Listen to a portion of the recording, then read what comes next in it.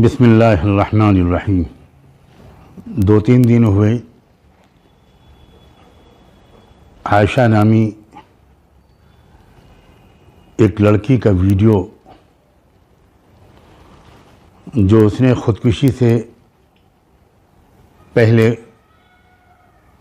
Record किया था वो वायरल हुआ।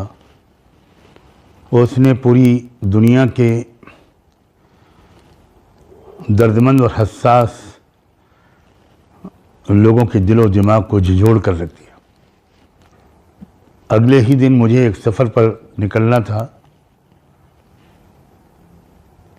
तो फौरी तौर पर मैं कोई बयान जारी नहीं कर सका, लेकिन लोगों का मुसलसल तकाज़ा रहा कि मैं भी इस सिलसिले में कुछ अर्ज़ करूं। बहुत से लोग इस बारे में बहुत अच्छी और मुफीद बातें कह भी चुके हैं। बहरहाल एक ज़िम्मेदारी की अदायगी की नीयत से मैं इस वक्त कुछ अर्ज़ करने की कोशिश करूँगा। मैं कुछ बातें अपनी कौम की बेटियों को मुखातब करके कहूँगा, कुछ नौजवानों से दिल की कुछ बात कहूँगा और कुछ माँ बाप से, वालिदैन से। बच्चियों, मेरी अज़ीज़ बच्चियों,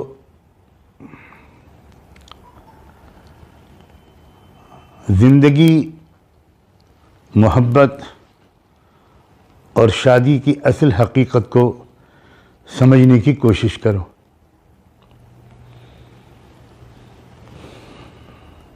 नौजवानी की उम्र बहुत पुख्ता समझ की नहीं होती। समझदारी पर ख्वाहिशात का, जज्बात का, रोमांटिक सोच का गलबा होता है। ये लड़के का भी यही हाल है और लड़की का भी। और मैं तो ये समझता हूँ कि इसके पीछे भी खुदा की एक बड़ी खूबसूरत प्लानिंग होती है, इसलिए कि शादी की असल हकीकत और शादी के बाद पड़ने वाली ज़बरदस्त ज़िम्मेदारियों की असल हकीकत और उसका बोझ अगर लड़की और लड़के के समझ में आ जाए तो शायद कोई लड़का और कोई लड़की शादी करने की हिम्मत न करे। और शादी नहीं होगी तो इंसानी आबादी कैसे बढ़ेगी, इंसानी नस्ल कैसे चलेगी, ख़ानदान कैसे वजूद में आएंगे। बग़ैर शादी के नाजायज़ रिश्तों से जो बच्चे पैदा होते हैं वो तो खुद रौ घास की तरह होते हैं, और जो माँ बाप की गोद में बच्चे पलते हैं वो अगर माँ बाप तरबियत का सलीक़ा जानते हैं तो वह खूबसूरत चमन वजूद में आता है। जैसे वो चमन जिसे माली रोज़ाना देखभाल करता है, खाद और पानी देता है, कैंची लगाता है, तराश खराश करता है, तो वह खूबसूरत चमन बनता है। और जिन पौधों की कोई देखरेख करने वाला नहीं होता वो धीरे धीरे एक जंगल बन जाता। तो मेरी अजीज़ बच्चियों, खुदा के लिए ये बात समझो कि रोमांस ज़िंदगी की पूरी सच्चाई नहीं है। और जिन बातों को तुम फिल्मों में देखती हो, नॉवेल्स में पढ़ती हो, आमतौर पर वो ज़िंदगी की सही तस्वीर नहीं पेश करते। और ये बहुत सी ख़ुदकुशियाँ, फांसी का फंदा लगा लेना, जहर खा लेना, नदी में कूद जाना, इस तरह के जो एडवेंचर्स हमारे नौजवान लड़के और लड़कियां करते हैं, उसमें बहुत बड़ा दखल उन फिल्मों का भी होता है जिसमें वो आशिक और माशूक की नाकाम मोहब्बतों के नतीजे में ख़ुदकुशियाँ दिखाकर इन ख़ुदकुशियों को, इन सुसाइड्स को ग्लोरीफाई करते हैं और एक एडवेंचर बनाकर पेश करते हैं।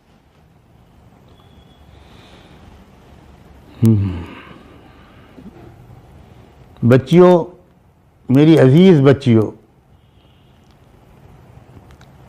पूरी दुनिया में फैली हुई आयशा की तमाम बहनों,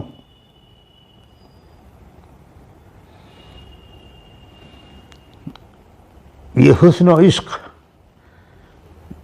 ज़िंदगी और शादी का सिर्फ एक छोटा सा हिस्सा है। थोड़ा सा टेस्ट पैदा करना, अट्रैक्शन पैदा करना इसका मशक, इसका मकसद है, इससे ज़्यादा कुछ नहीं।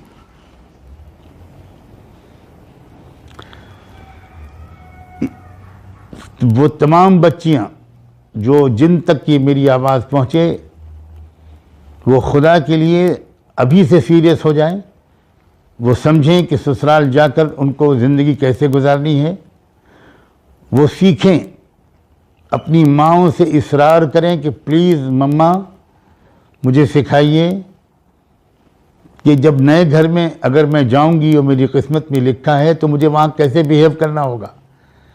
क्योंकि बच्चियों, बहुत बड़ी कुर्बानी एक लड़की देती है कि जिस घर के आंगन में वो खेलती है और लापरवाह और बेपरवाह और बेफिक्र होकर वो ज़िंदगी गुजारती है और उसकी बहुत सी कमज़ोरियों को उसकी माँ छुपाए रखती है। माँ तो अजीब चीज़ है। वो अचानक जब ससुराल जाती है तो वो एक नई दुनिया में जाती है जहाँ उसको मोहब्बतें हासिल करनी पड़ेंगी अपने अखलाक से, अपनी अक्लमंदी से, अपनी समझदारी से, नाकाबिल बर्दाश्त चीज़ों को बर्दाश्त करने से।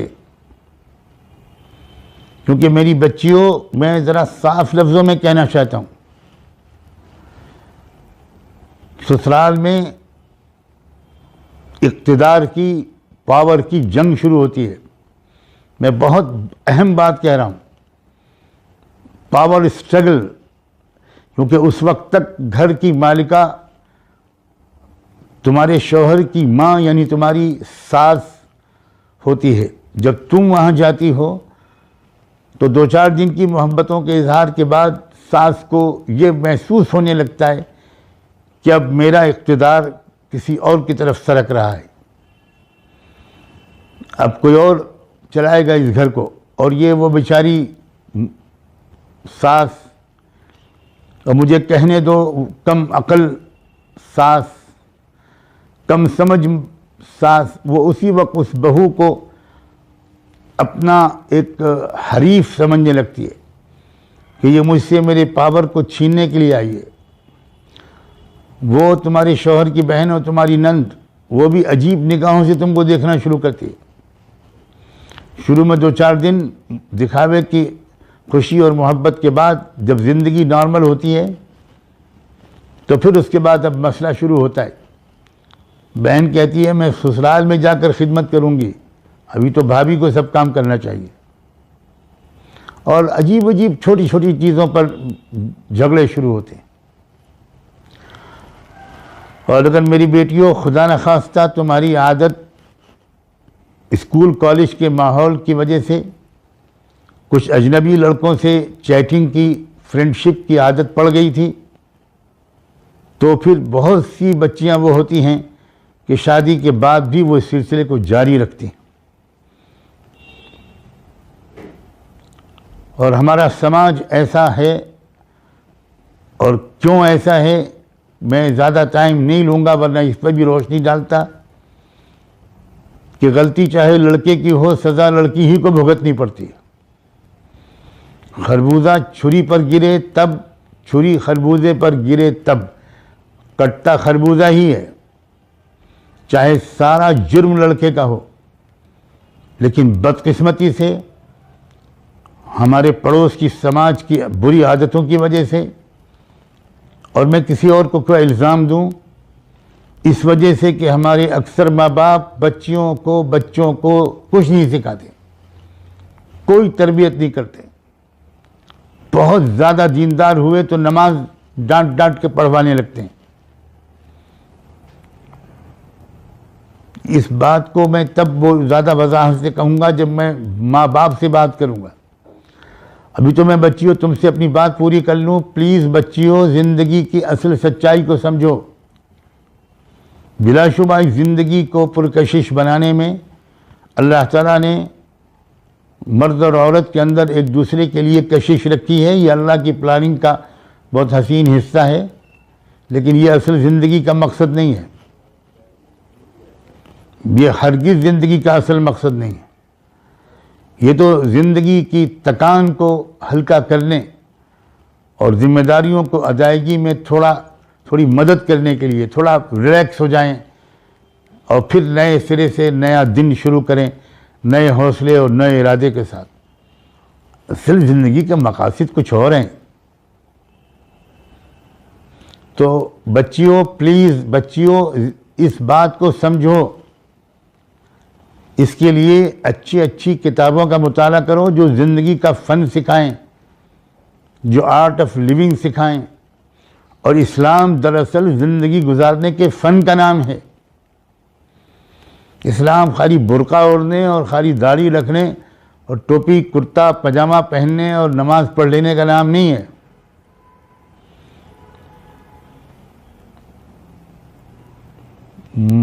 उस आयशा का चेहरा जिसने भी देखा है, उसने देखा है कि वो अपने दिल के जज्बात को अपनी मसनूई मुस्कुराहट के पर्दे में किस तरह छुपाना चाह रही हैं।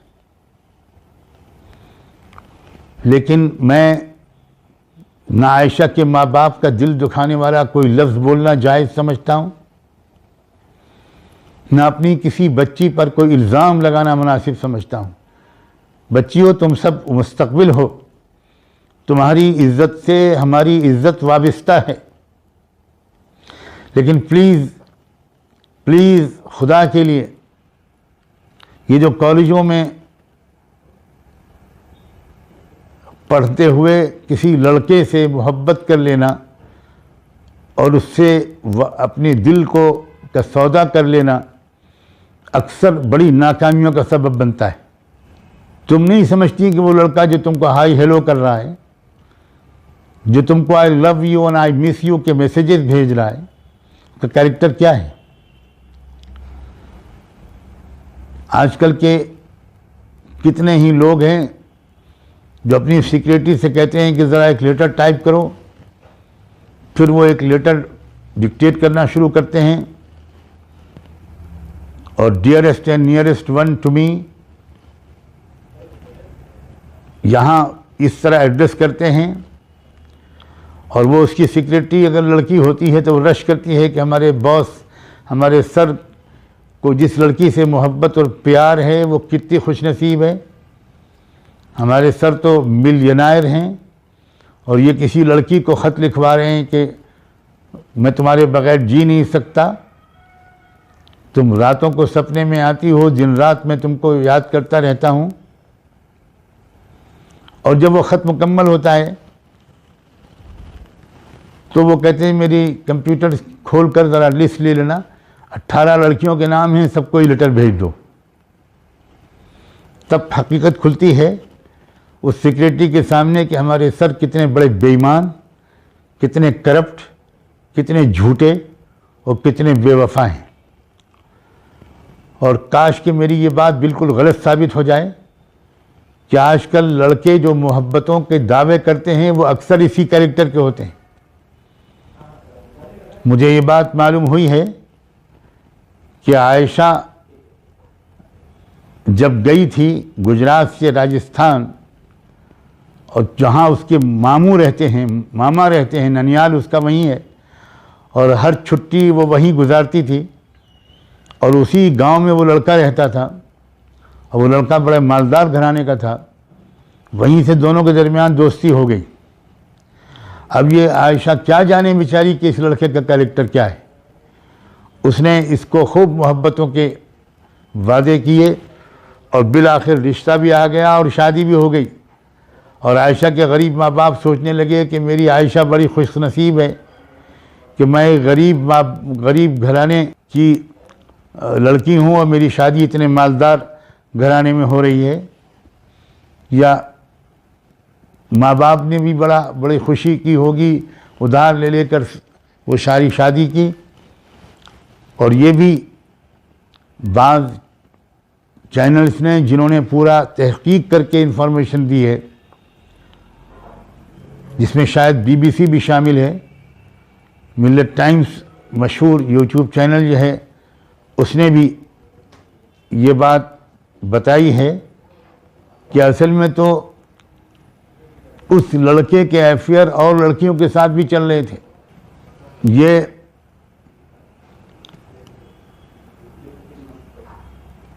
ये बहुत बड़ी वजह थी उस लड़की के गम और सदमे की। यहाँ तक पता चला है कि वो आरिफ जो उसका शौहर है वो अपनी बीवी को मेंटली टॉर्चर करने के लिए उसके सामने अपनी दूसरी दोस्त लड़कियों से वीडियो कॉल करता था। बहरहाल बच्चियों, तुम्हें खुदा करे कि ऐसी तरबियत मिले, तुम इतनी मेंटली स्ट्रांग हो, पहले से मेंटली प्रिपेयर्ड हो कि तुमको कैसे इन हालात में अगर तुम फंसी तो कैसे तुमको इसका मुकाबला करना है। यकीनन अगर आयशा को ऐसी तरबियत मिली होती, उसको इस तरह एजुकेट किया गया होता, तो वो ये कदम कभी ना उठाती। नहायत अफसोस की बात है कि शायद आयशा को ऐसी तरबियत नहीं मिली। अगर उसका अल्लाह से ताल्लुक़ मजबूत होता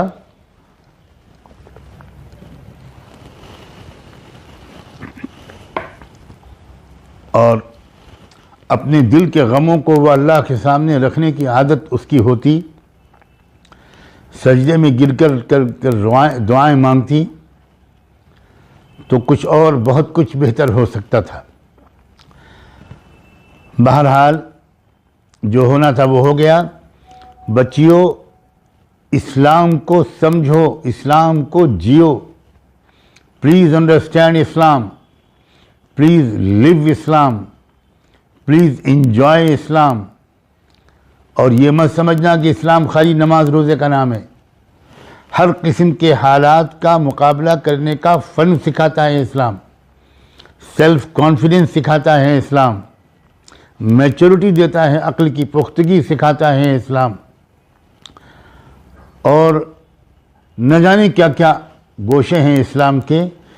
इसलिए बच्चियों, इस्लाम को समझो, इस्लाम की किताबों को पढ़ो, इस्लाम की तारीख़ की लाखों और करोड़ों कामयाब औरतों की लाइफ हिस्ट्री का पढ़ो और अपने इर्द गिर्द किसी अच्छी मुस्लिम समझदार खातून को भी अपना उस्ताद बनाओ, वगैरह वगैरह। ये मेरी गुजारिशात, ये मेरे मोहब्बत भरे मशवरे बच्चियों के लिए। बात बहुत लंबी ना हो जाए, इसलिए मैं अब बच्चों से कुछ कहना चाहता हूँ, नौजवान लड़कों से। ए मेरे अजीज़ नौजवान बच्चों, मुल्क और मिल्लत का तुम मुस्तकबिल हो। तुम ज़रा सोचो कि तुमसे बहुत कम उम्र के लड़कों ने इंसानी समाज में कैसी ज़बरदस्त मुफीद खिदमात अंजाम दी हैं। उन्होंने मुल्क फ़तेह कर डाले, मज़लूमों को इंसाफ दिलाया, बहुत बड़े बड़े कारनामे अंजाम दिए। और एक तुम हो कि सिवाय लैला मजनू के तुमको कुछ पता ही नहीं है। बच्चों, ये बहुत ही पस्त सतह है। अपनी सोच को बुलंद करो, पाकीज़ा बनाओ अपने सोच को, अपनी निगाहों को पाकीज़ा बनाओ, वफ़ादार रहो, कुरान ने ऐलान किया है कि जो पाक दामन होगा उसको पाक दामन शरीक हयात मिलेगी, और जो पाक दामन होगी उसको पाक दामन शरीक हयात मिलेगा। तो ये जो आजकल शादी से बहुत पहले रोमांस शुरू हो जाता है, इसके जो नतीजे निकलते हैं वो बहुत ख़राब निकलते हैं। एक लड़की को ब्याह कर जब तुम लाओ है मेरे बच्चों, तो उसको मोहब्बत और प्यार दो, वफादार रहो, फेथफुल रहो। उस लड़की को इतनी मोहब्बत दो कि वो ससुराल के एक एक फ़र्द से मोहब्बत करने लगे, उसको इज़्ज़त दो। ज़रा ख़ुद अपने को उसकी जगह पर रख कर ज़रा सोचो कि अगर तुमको अपने माँ बाप को, भाई बहनों को छोड़कर कहीं और जाना पड़ता तो क्या तुम एडजस्ट कर सकते थे? ये तो लड़कियों के अंदर अल्लाह ताला ने एक ऐसा मादा रखा है कि वो उनमें से अक्सर एडजस्ट करती हैं, बहुत कुछ बर्दाश्त करती हैं, और आसपास के लोगों को भी अंदाज़ा नहीं होता कि बहुत सी नाकाबिल बर्दाश्त चीज़ों को ये बर्दाश्त कर रही है। लड़कों, तुम्हें तुम्हारे करने के और काम हैं। क्या तुम्हें आसपास की फैली हुई गरीबी दिखाई नहीं देती? तुम अपने दिलो दिमाग को उन गरीबों की खिदमत में थोड़ा सा लगा दो।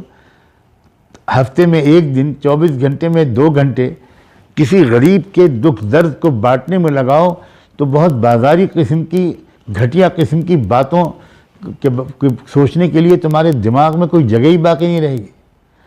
तुम्हारा कद ऊंचा होगा, तुमको रूहानी खुशी मिलेगी, और रूहानी खुशी जिसको मिलती है उसको किसी लव करने की और नाजायज़ मोहब्बतों की ज़रूरत नहीं पड़ती। ए लड़कों, जब तुम्हारी शादी हो तो माँ बाप का इंतखाब हो, और अभी मैं माँ बाप से भी कहूँगा इंशाअल्लाह कि इंतखाब में किस चीज़ का ख्याल रखा करें। तो उस लड़की को प्यार दो, मोहब्बत दो, उसको ये एहसास दिलाओ कि वाकई सच कहा था रहमत दो आलम सल्लल्लाहु अलैहि वसल्लम ने कि अगर मैं खुदा के सिवा बंदियों को किसी और के सामने सजदारेज़ होने की इजाज़त दे सकता तो मैं बीवियों से कहता कि अपने शौहरों को सजदा किया करो। अल्लाह अकबर। आखिरी दर्जे का लफ्ज़ बोल दिया है अल्लाह के रसूल ने एक शौहर की अज़मत बयान करने के लिए। लेकिन शौहर अपने आप को इस लायक तो साबित करे, तुम्हारा ये मुकाम। लेकिन तुम्हारा जब ये मुकाम है तो तुम खुदा की तरह रऊफ़ुर रहीम तो बनो, वदूद तो बनो, मोहब्बत को प्यार करने वाला, करीम तो बनो, गफूर तो बनो, माफ़ करने वाला। एक खुदाबंदी सिफ़ात जो बंदों के अंदर आ सकती हैं, उसकी झलक वो अपने अंदर लाओ, तो यकीनन बीवियां तुम्हारी बंदगी करने लगेंगी। ऐसा प्यार मोहब्बत वाला माहौल अपने घरों में बनाओ बच्चों। काश के आरिफान तक भी ये बात पहुँचे और उसको अपनी गलतियों पर शर्मिंदगी हो। मैं उस पर भी कोई सख्त लफ्ज़ नहीं बोलना चाहता, वह भी हमारी कौम का एक बच्चा है, एक नौजवान है। ज़रा सी गलती उससे हुई, और वो भी इसलिए हुई कि शायद उसको सही तरबियत नहीं मिली। अब अल्लाह जाने कहाँ होगा, पुलिस कस्टडी में है या जुडिशल कस्टडी में है, जेल में है। उस तक किसी तरह ये मेरा पैगाम पहुँचे कि अब भी वो अल्लाह से माफ़ी मांग ले, वो रो रो कर अल्लाह से माफ़ी मांगे, अल्लाह से वादा करे, तौबा करे, और अल्लाह से कहे कि अल्लाह मेरे पैगाम को, मेरी शर्मिंदगी को मेरी मज़लूम बीवी आयशा तक पहुंचा दीजिए, और उसके दिल में भी डाल दीजिए कि आखिरत में वो मुझे माफ़ कर दे। और प्लीज़ ए आरिफ, अपनी ज़िंदगी को अब बदल डालो, अब बदल डालो मेरे प्यारे नौजवान, अब बदल डालो।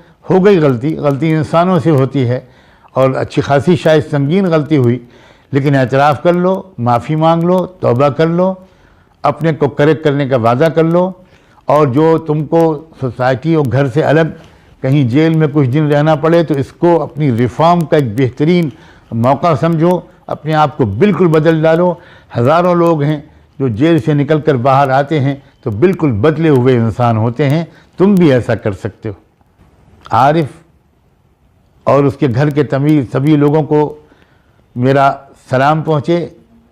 जो तकलीफ़ इस वक्त हुई है, खुदा करे आप सब ने भी इसको महसूस किया हो और आप सब लोग इसमें अल्लाह से माफ़ी मांगो, चाहे वो आरिफ की माँ हो, चाहे आरिफ की बहन हो, चाहे खुद आरिफ हो, चाहे कोई और हो सकता है कि जब आप दिल से अल्लाह से माफ़ी मांगोगे और उन आयशा के ख़ानदान वालों से भी माफ़ी मांगोगे तो हो सकता है कि आने वाली ज़िंदगी, ये खुशियों वाली ज़िंदगी और ज़हनी सुकून वाली ज़िंदगी तुम्हें मिल जाए।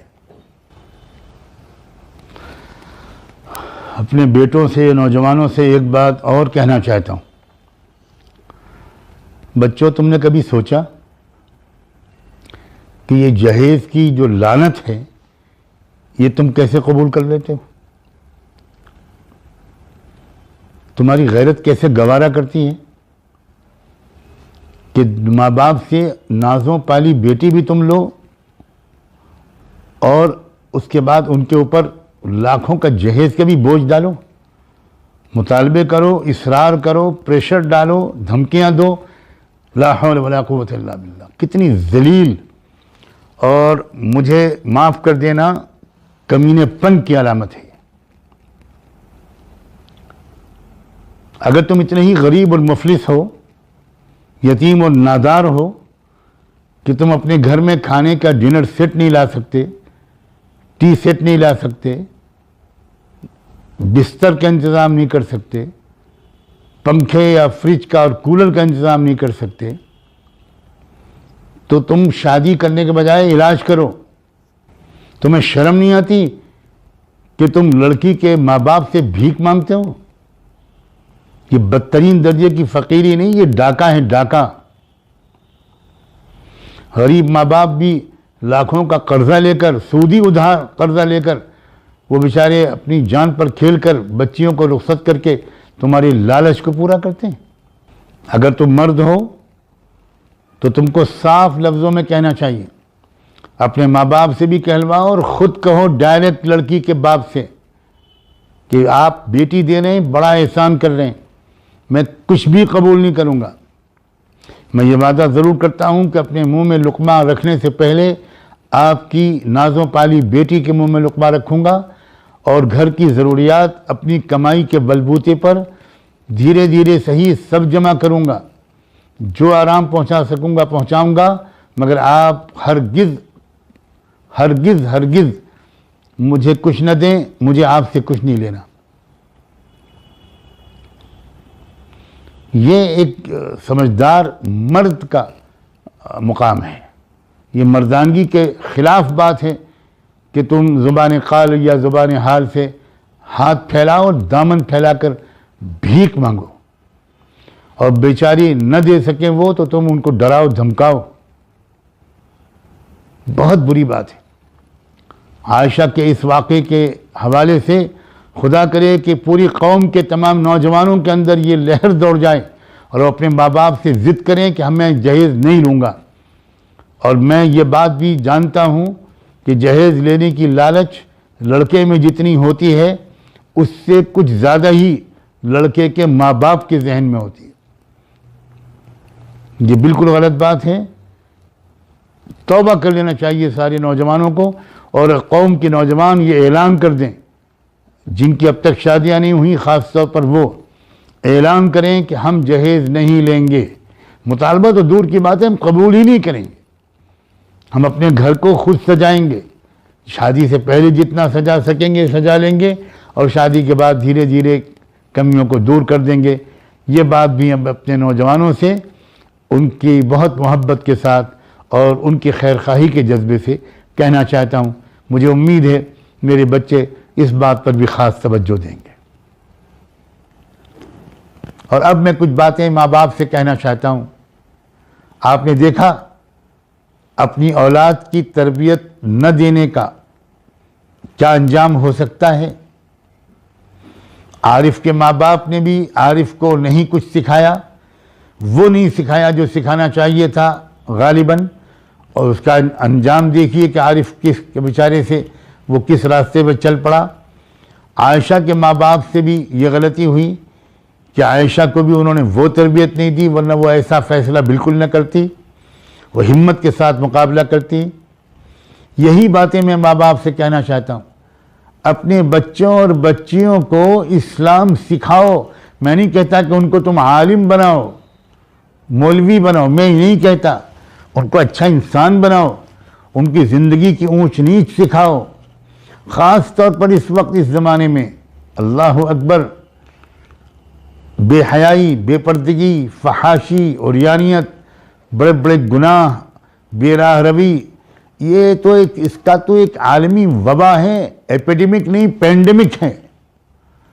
और हम और आप नहीं देख रहे कि एक आलमी वबा फैली कोरोना वायरस के नाम से, तो उससे अपने को और अपने बच्चों को और हर एक को बचाने के लिए क्या क्या करना पड़ रहा है। मास्क लगाओ, डिस्टेंस रखो, नमाज में भी खड़े हो तो सोशल डिस्टेंसिंग के साथ खड़े हो, हाथ न मिलाओ, फासला रखो, दूर रहो, एहतियात करो, हर उल्टी चीज़ मत खाओ। कमाल है, एक जिस्म को बीमार डाल देने वाली पेंडेमिक से तो इतनी एहतियातें, और इंसान के कैरेक्टर को बर्बाद करके उसको जहन्नम में डलवा देने वाली चीज़ों से कोई एहतियात नहीं। आप सोचो, यही तो एहतियातें करवाता है इस्लाम। काश के ये माँ बाप आपने अपने बच्चों से कहा होता कि ज़रा फासले रखा करो, लड़के और लड़कियां एक दूसरे से फासला रखें, बेतकल्लुफ़ न बने, दोस्तियां न करें, ज़रा एहतियात रखें। आज कहा गया कि मास्क लगाओ तो सारी औरतें और लड़कियां मास्क लगाए हुए हैं। यही तो इस्लाम कहता है कि भाई चेहरे को मास्क लगाओ, नकाब लगाओ, ढकोच में चेहरे को, इसलिए कि बैक्टीरियाज और वायरस फैले हुए हैं जिना और बदकारी के, बेहयाई और बेहूदगी के, माँ बाप के खिलाफ बगावत के, न जाने कैसे कैसे जर्म्स और बैक्टीरियाज फैले हुए हैं। इनसे अपने को बचाने के लिए मास्क लगाओ, तकवे का मास्क लगाओ, इल्म का, समझदारी का मास्क लगाओ। मगर ये तरबियत माँ बाप अपने बच्चों की नहीं कर रहे हैं, भेज देते हैं उनको को एजुकेशन में। उनके पास मोबाइल भी होता है, उनका इंटरनेट का भी मसला है, वो किससे बात कर रहे हैं, किससे दोस्ती कर रहे हैं, क्या बात कर रहे हैं, कुछ खबर नहीं। इस पैंडेमिक ने एक बात याद दिलाई है कि एक छोटे से कीड़े से बचने के लिए पूरी दुनिया कैसी कैसी तदबीरें कर रही है, और फिर भी क्या नतीजा निकल रहा है। तो वो जो बेहयाई की तहजीब, बेपर्दगी की तहजीब, बदअखलाक़ी वगैरह वगैरह की जो बद तहजीब कहना चाहिए उसको, उसके जो billions and billions and billions viruses हर तरफ घूम रहे हैं। ऐ माँ बाप, ऐ वालिदैन, अपने बच्चों को उससे बचाने की अनथक मेहनत करनी पड़ेगी, आपको निगरानी करनी पड़ेगी, तरबियत करनी पड़ेगी, एजुकेट करना पड़ेगा, और ज़िंदगी गुजारने का फ़न सिखाना पड़ेगा, और जो ख़तरात हैं उनसे आगाह करना पड़ेगा। माएँ अपनी बेटियों से खुलकर बात करें, बाप अपने बेटों से खुलकर बात करें। यह है तरबियत। और अफसोस ये है कि ये तरबियत शायद हमारे लाखों में कोई एक आध घर में मिलती होगी। कुछ घरों में नमाज रोज़े की तरबियत मिल जाती है, लेकिन बाप अपने बच्चों के साथ बैठकर खुलकर बात नहीं करता इन मसाइल पर। माँ अपनी बेटियों से खुलकर बात नहीं करती इन मसाइल पर कि बेटी अब तुम बालिग हो रही हो, अब क्या क्या अरमान तुम्हारे दिल में आएंगे, क्या क्या ख्वाब तुमको दिखाई पड़ेंगे, क्या क्या ख्वाहिशात तुम्हारे दिल में आएंगी। बेटा बेटी, इस पर ज़रा कंट्रोल रखना, चंद साल का सब्र करना, अल्लाह से चुपके चुपके दुआ मांगती रहना कि अल्लाह मुझको बहुत मोहब्बत करने वाला पाक दामन ज़िंदगी का साथी दे दीजिए। अब बाप को चाहिए कि यही बातें लड़कों से समझाए और ये कहे कि बेटा लड़कियों से दूर रहना, दोस्तियाँ मत करना, दामन को बचाए रखना, इसका अंजाम बहुत ख़राब होता है। ये बातें हैं माँ बाप जो बिल्कुल नहीं सिखा रहे। काश के ये आयशा का हादसा हर लड़की को भी समझदारी दे दे, चौकन्ना हो जाए हर लड़की, हर लड़का भी समझदार हो जाए, हर माँ बाप भी ज़रा चौकन्ना और होशियार और बेदार हो जाएं। बस मैं इन्हीं बातों पर अपनी इस बात को मुकम्मल करता हूँ। दिल चाहता है कि हर कच्चे पक्के घर में मुझ छोटे से बेहैसियत तालिब इल्म का ये मोहब्बत भरा पैगाम पहुँच जाए। हर बेटी भी सुन ले, हर बेटा भी सुन ले, हर माँ बाप भी सुन लें और इसकी स्पिरिट को अपने दिलो दिमाग में सजा लें। आप सबका बहुत बहुत शुक्रिया। और हो सके तो मेरे लिए भी और मेरे तमाम बच्चों और बच्चियों के लिए, मेरे पूरी फैमिली के लिए आप सब भी दुआओं का एहतिमाम करें। अस्सलामु अलैकुम व रहमतुल्लाहि व बरकातुहू।